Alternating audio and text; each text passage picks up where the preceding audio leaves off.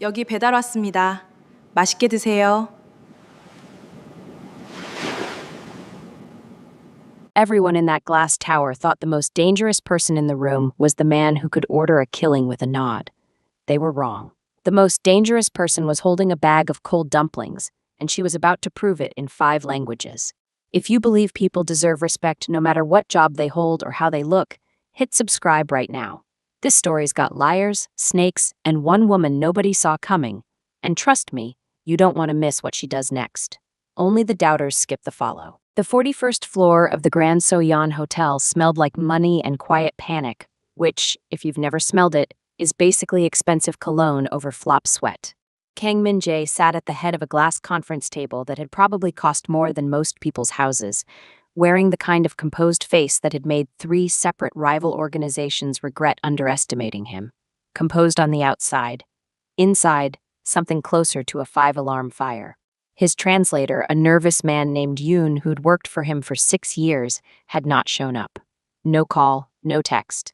Just an empty chair and a silence that kept getting heavier, like someone was slowly stacking bricks on Min-jae's chest. Across the table sat 3 men who did not speak a word of Korean, at least not one they were willing to admit to.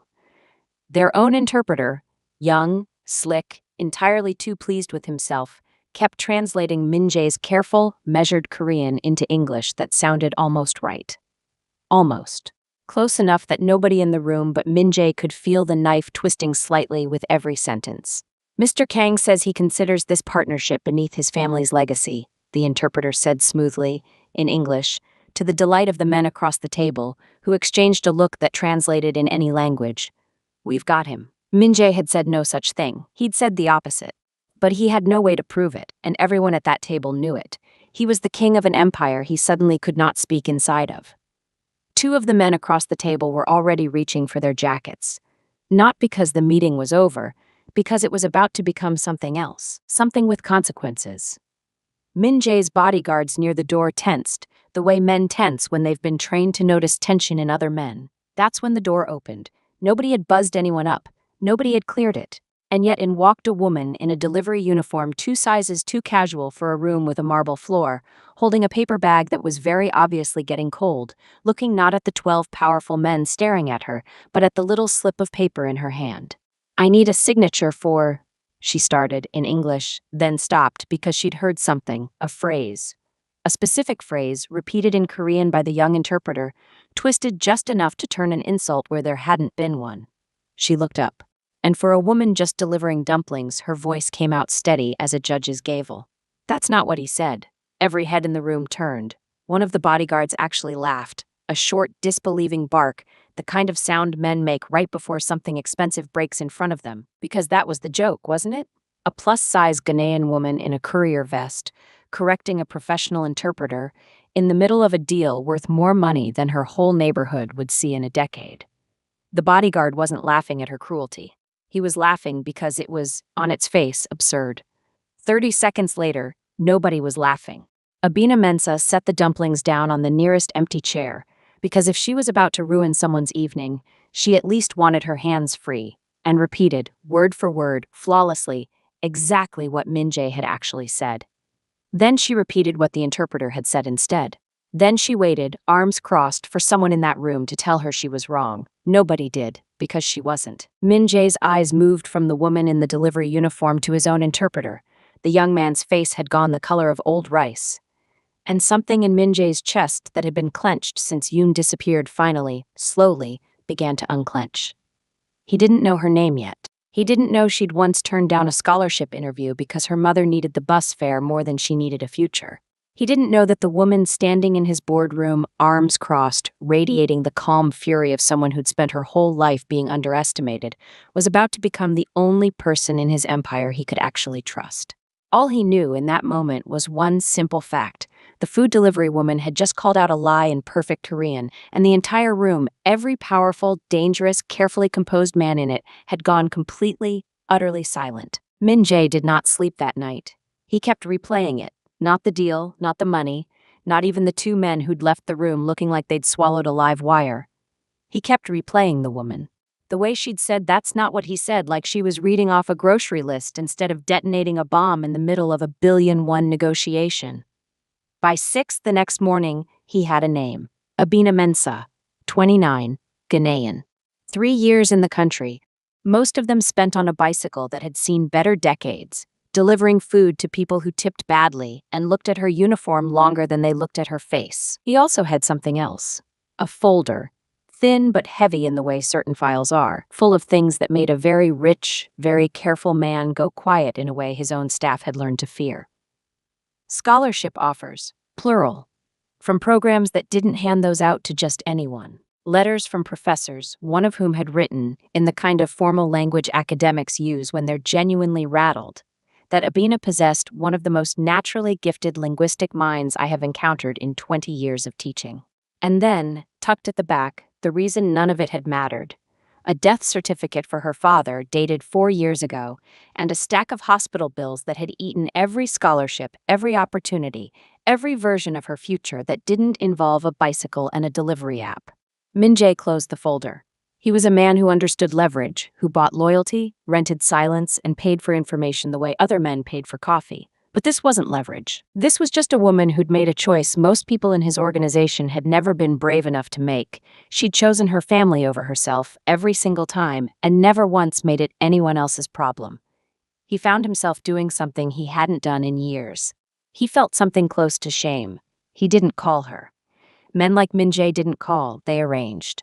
2 days later, a driver showed up at the small apartment Abina shared with her mother and 2 younger brothers, holding a card with an address and a single line. Mr. Kang requests your assistance. You will be compensated fairly for your time. Fair, in this case, turned out to be more money for 1 afternoon of translation than Abina made in 2 exhausting weeks of deliveries. She should have said no. Every instinct that had kept her safe in a new country told her to say no. Men like Kang Min Jae did not request assistance from delivery women out of the kindness of their hearts. Men like that collected people the way other men collected watches. But her youngest brother needed shoes, and her mother's medication wasn't going to pay for itself. So Abina put on the one blazer she owned that didn't have a stain on it, and she went. The meeting room was smaller this time. No rivals, no audience, just Min Jae, a stack of documents in 3 languages, and an expression that Abina couldn't quite place until she realized what it was. Nervousness, badly disguised as authority. You embarrassed my organization, he said in Korean, watching her carefully. Your organization embarrassed itself, Abina replied, not missing a beat, sliding into the chair across from him, like she hadn't just corrected a Mafia boss's staff in front of 12 dangerous men 2 nights ago. I just said it out loud. Something flickered across his face. Not anger, which she'd braced for, but the ghost of something almost like a laugh, quickly suppressed, the way a man suppresses a laugh at a funeral, because he knows it's inappropriate but can't quite help himself. You could have stayed silent, he said. It would have been safer. Probably, Abina agreed, opening the first document without waiting to be told to. But you were about to lose a deal because nobody in this building bothered to tell you the truth. Somebody had to. Min Jae studied her for a long moment, long enough that his assistant, hovering by the door, shifted uncomfortably, unsure whether to interrupt. Why? He asked finally. You don't know me. You don't owe me anything. Abina looked up from the papers, and for the first time since she'd walked into that boardroom in her delivery vest, her easy professional composure cracked just slightly, enough to show the exhaustion underneath, the years of being smart in rooms that only wanted her to be quiet. Because somebody underestimated me my whole life too, she said. I know what it costs when nobody speaks up. Min Jae said nothing, but he didn't look away either.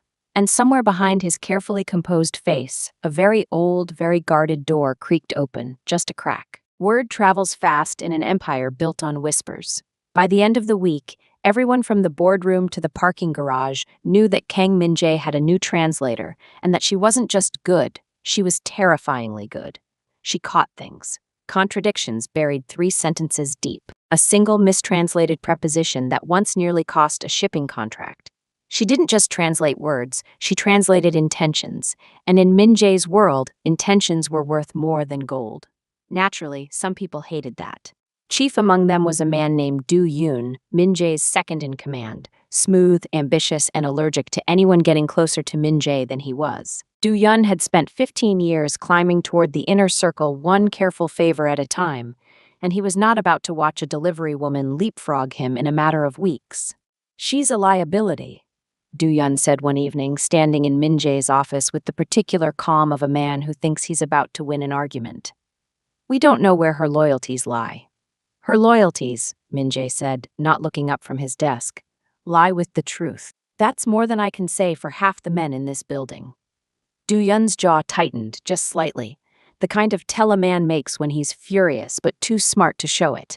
People are talking about her, about how she looks, how she got here. It's undignified for someone in your position. Min-jae finally looked up. "Say what you actually mean, Do-yun."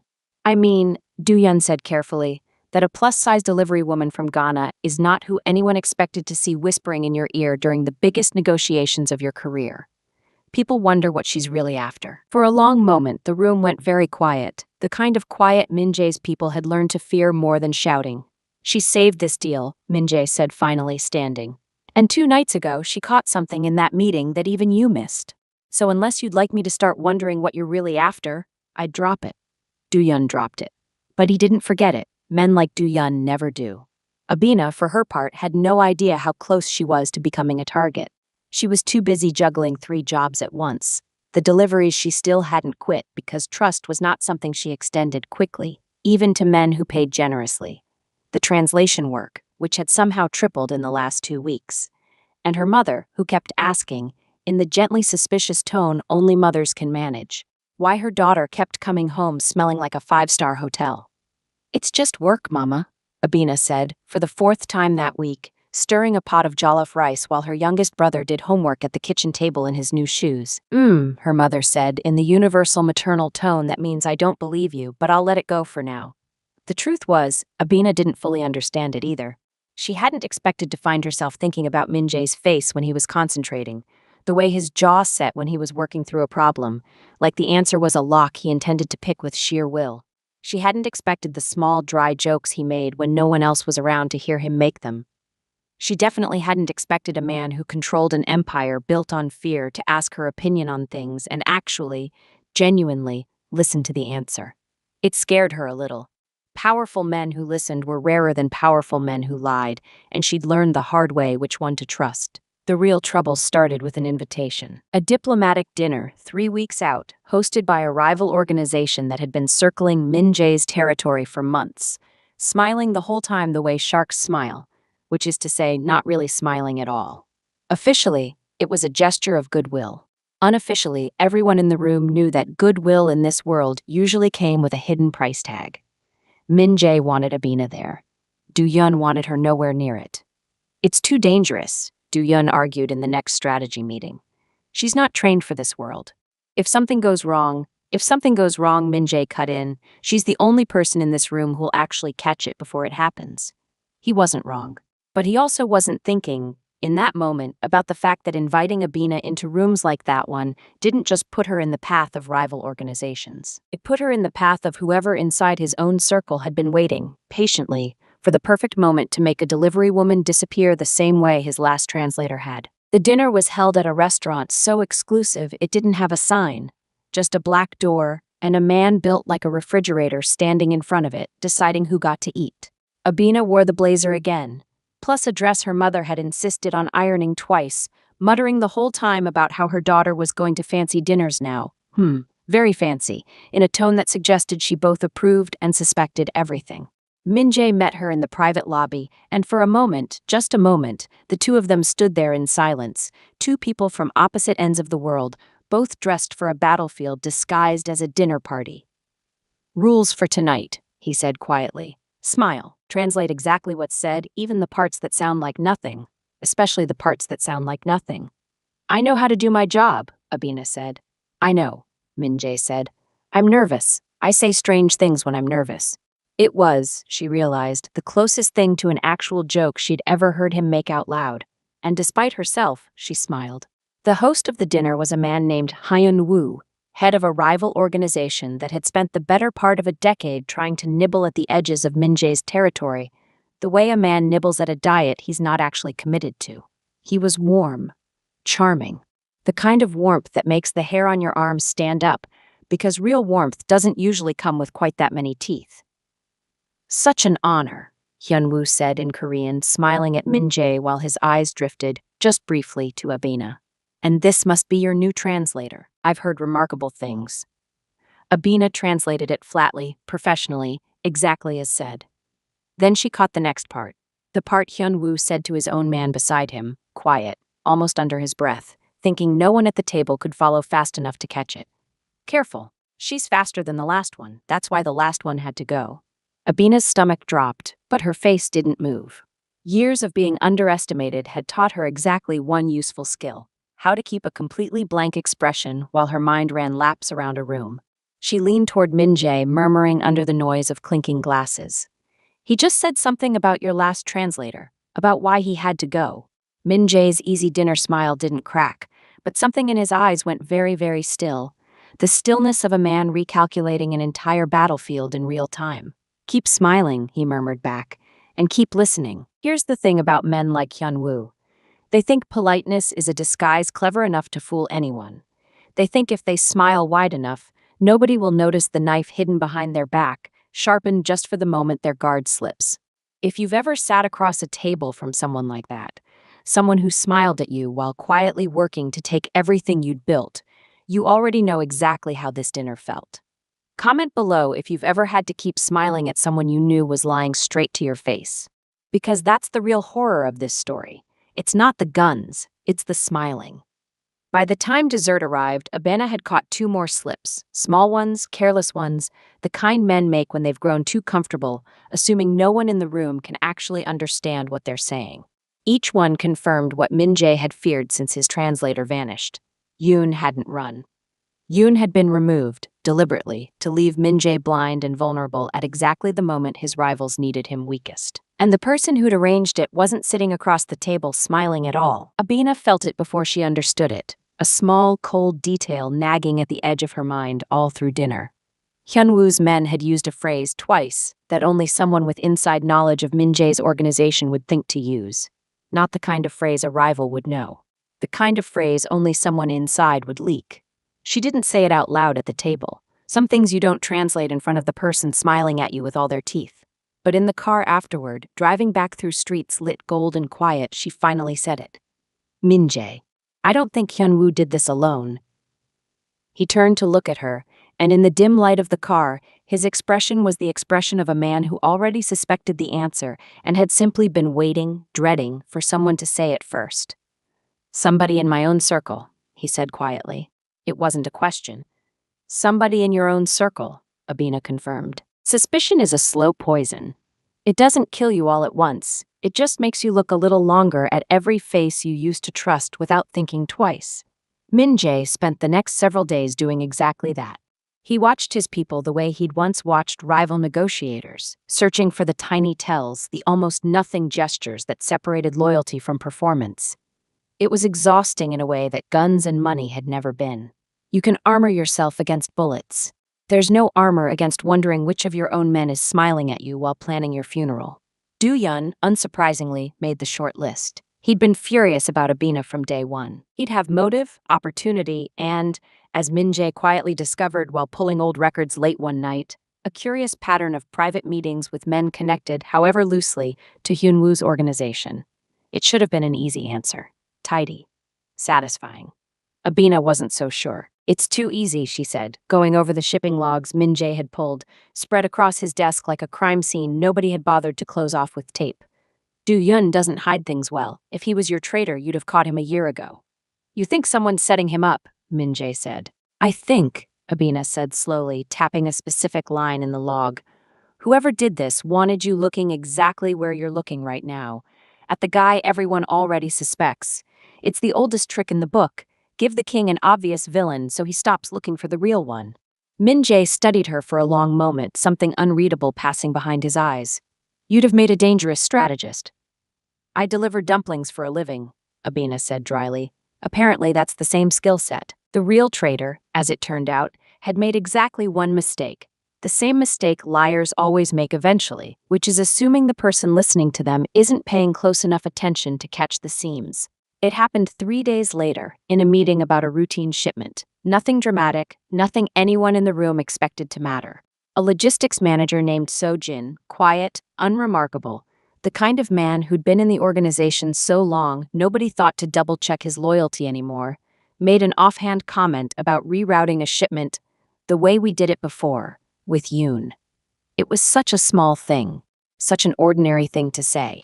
Except Yoon, the translator who'd vanished the night this all began, had never once, in 6 years, been involved in logistics. Translators didn't reroute shipments. There was no reason for So-jin to even know Yoon's name in that context, let alone reference a shared history that shouldn't have existed. Abena caught it instantly. She didn't react. She'd learned by now that reacting was the fastest way to get someone killed before you had proof. She waited until the meeting ended, until Seo-jin had gathered his files and left the room with the easy, unbothered posture of a man who thought he'd gotten away clean, before she leaned toward Min-jae. Seo-jin knew Yoon, not as a coworker, as something else.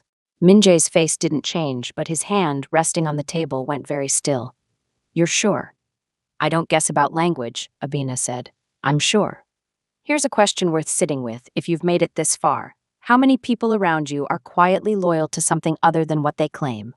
Seo-jin had smiled at Min-jae for years, shaken his hand, called him boss with what looked, from the outside, like total sincerity. If you've ever found out someone close to you was playing a completely different game the whole time, drop a comment, because Min-jae was about to learn that lesson the hard way, and it was going to cost him more than just a shipment. Min-jae didn't confront Seo-jin immediately.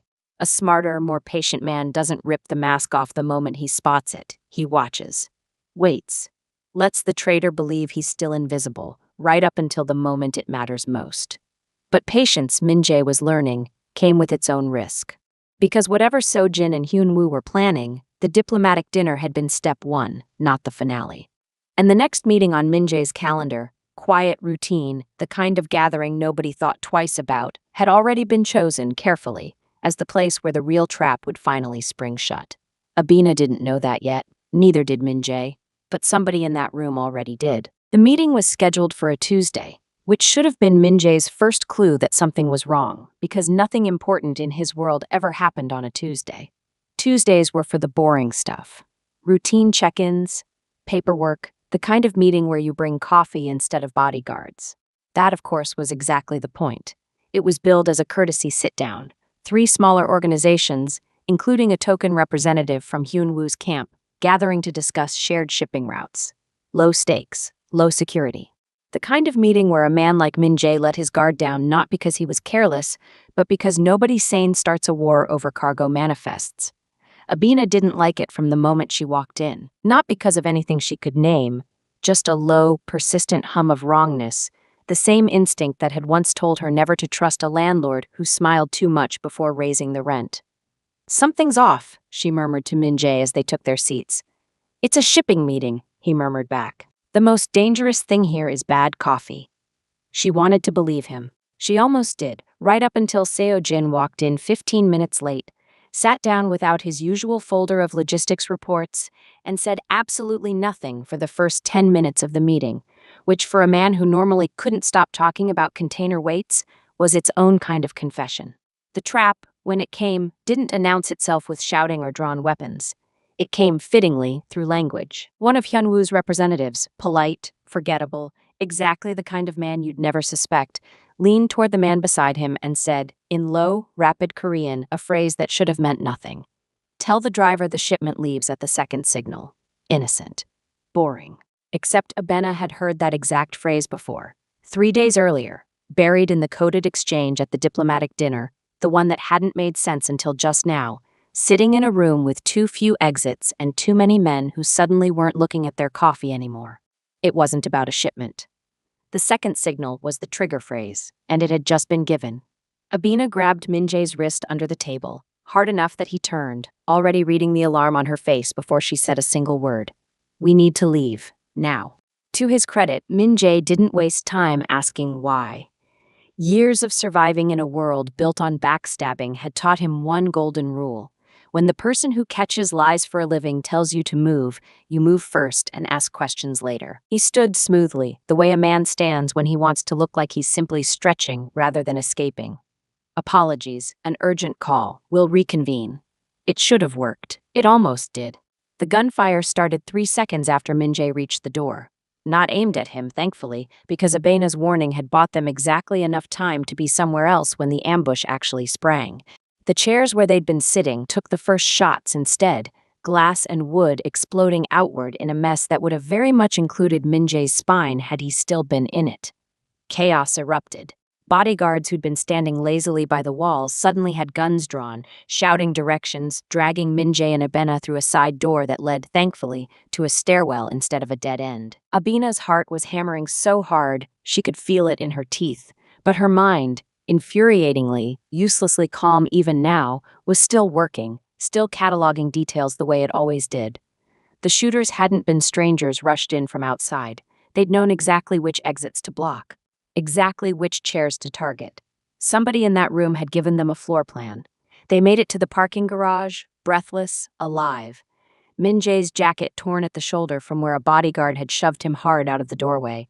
He turned to Abena, chest heaving, something raw and unguarded, finally breaking through the careful composure he wore like armor. "You saved my life," he said. "Again." "You're welcome," Abena said, hands shaking now that the adrenaline had nowhere left to go. "Can we maybe not do that a third time?"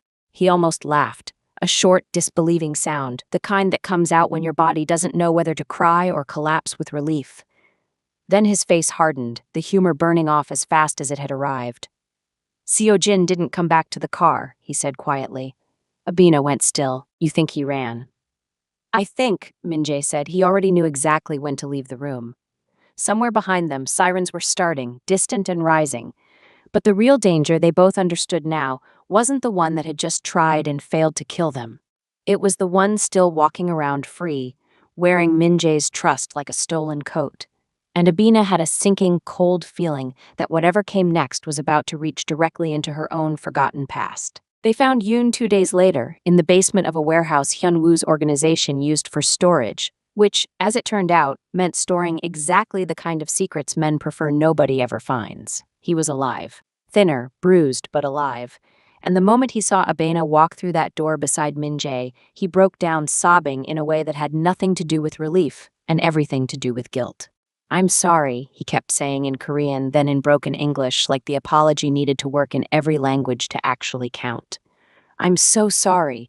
It turned out Yoon hadn't vanished by choice. He'd been taken the night before that first meeting, grabbed quietly, held just long enough to force Min-jae into a room with no translator and no defenses. But the guilt eating at him wasn't about that. It went back further, to a name he hadn't expected to ever hear whispered through a locked door, Abena Mensah's. Years ago, before any of this, Yoon had worked administrative processing for an international scholarship board. He'd been the one, young, overworked, more concerned with his quota than a stranger's future, who'd buried Abena's late compensation paperwork after her father's death, the funds that should have covered her family's debts while she chased her scholarship instead of a delivery bike. A clerical error, he told himself for years. Just paperwork. Not his fault her life fell apart because of it, except when Hyunwoo's men bragged, gloating about the delivery woman who'd humiliated them, and Yoon heard her name. The guilt he'd buried for years came roaring back louder than the fear of his captors. He'd started slipping information to a guard sympathetic to Min-jae's side, small things, breadcrumbs, anything that might protect the woman whose life he'd quietly ruined without ever meeting her. It was why they'd kept him locked up instead of simply disposing of him. It was also, in a strange, backwards way, why he was still breathing.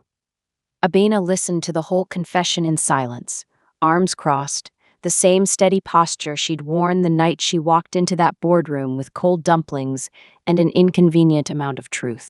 When Yoon finished, waiting for whatever judgment she might deliver, she said only one thing. "You could have just told the truth years ago instead of hiding behind a filing error."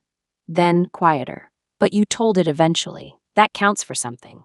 It wasn't forgiveness, exactly. But it was enough for a man who'd spent years drowning in a debt he could never repay. Seo-jin didn't get the same mercy.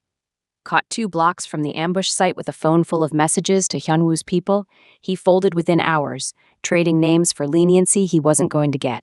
Hyunwoo, stripped of his inside man and his element of surprise, found his carefully built alliance collapsing exactly the way alliances built on lies tend to, all at once and loudly.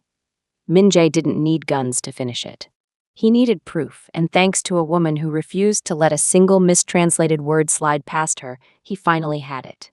Hyunwoo's territory folded into Min-jae's within the month. Do-yeon, cleared entirely of suspicion, and a little chastened by how loudly he'd argued against the person who'd twice saved his boss's life, became grudgingly one of Abina's biggest defenders. As for Abina, she never went back to delivering dumplings, though she kept the old bicycle, oiled and parked by her mother's door, a reminder of exactly how far she'd climbed.